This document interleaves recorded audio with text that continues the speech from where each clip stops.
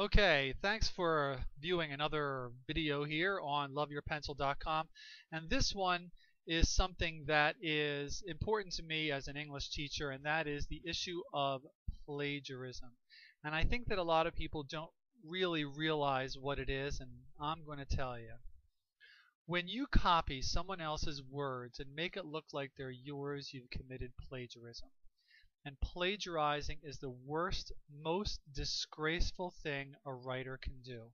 Of all the things you can do when you're a writer, the one thing that will get you disgrace, that will get you shame, that will get you fired, that will get your publishing contracts canceled, that will get the public furious at you, is to copy somebody else's words and represent that you wrote them.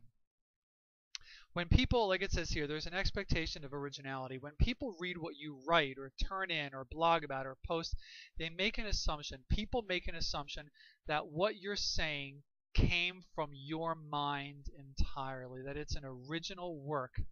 If you use someone else's words, you must cite it. And cite means, C-I-T-E, means that you clearly say that this is not my, these are not my words. This is not my thinking. I'm using somebody else's words. And don't look like a fool. All right. This is what. Imagine this. Imagine that you built a model car. Okay. You built it. You spent, let's say, 2 weeks working on it. And you call your buddy and say, hey, you know, the car is done. And he comes over and he goes, wow, that's really cool, you know. And he really likes it. He thinks you did a great job. And then just then a third friend comes up. And as soon as the third friend comes up, your buddy says, hey, look at this car I built. You know, look at this model I made. Well, how would you feel? You would be like, wait a minute. You didn't make it. I made it. You see that feeling you had right there? Like you're thinking, what? You know, don't say you made it. You didn't make it. I made it.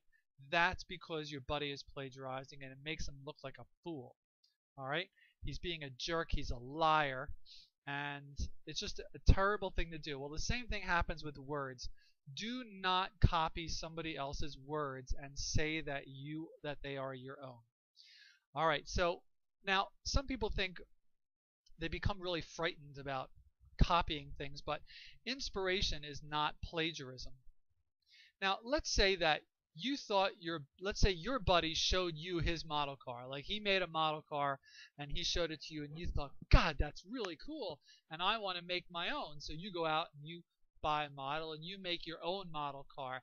That is not plagiarism, okay? That's called inspiration. As an artist, and when you write, you're an artist, but just with words. You're painting with words. You're painting images in people's minds with words. So you're really an artist. When you write, of course, you're going to get ideas from other people. You know, like let's say you like to cook. I mean, if you go to a restaurant and you order a certain kind of chicken, and you think, God, this is really good chicken, you know, and you think you know how they made it, and you go home and you make your own chicken, you know, and you sort of are inspired by that delicious restaurant meal, and you kind of start making chicken dishes. That is not plagiarism.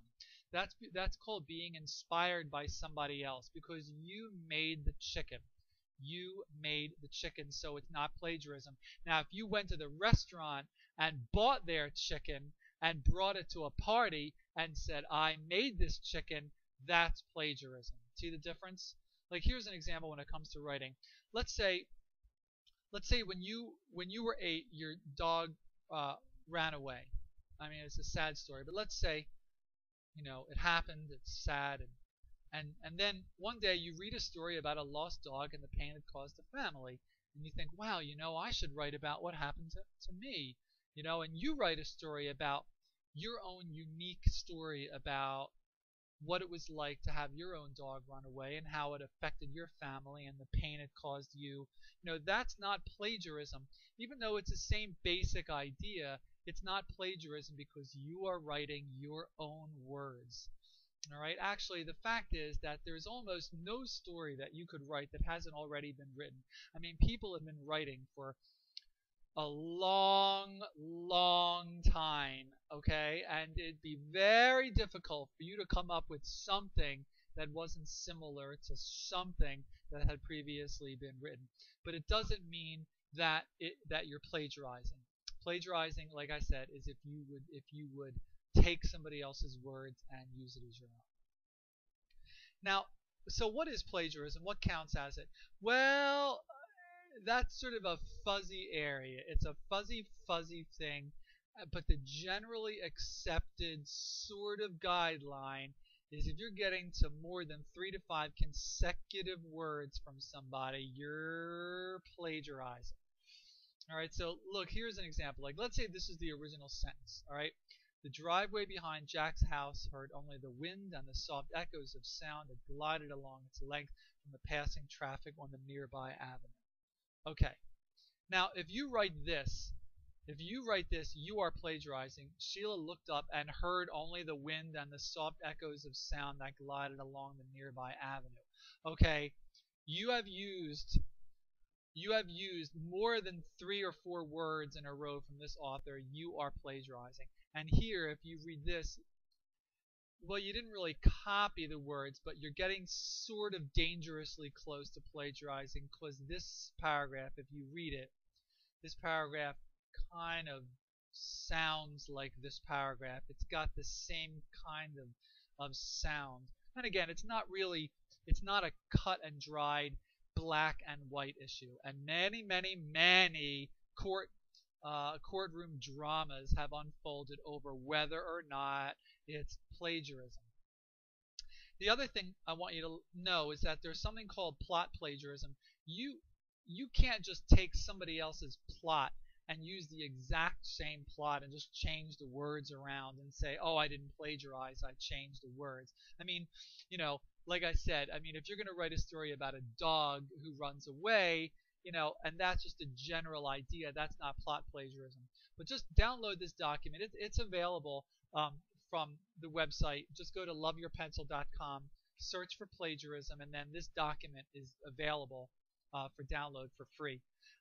Just read this and then read this. It's the same exact action. You change some words, but it's obvious it's the same exact action. So don't just copy exactly what happens and say, oh, well, I didn't plagiarize because I used different words. And again, collaborating isn't plagiarizing.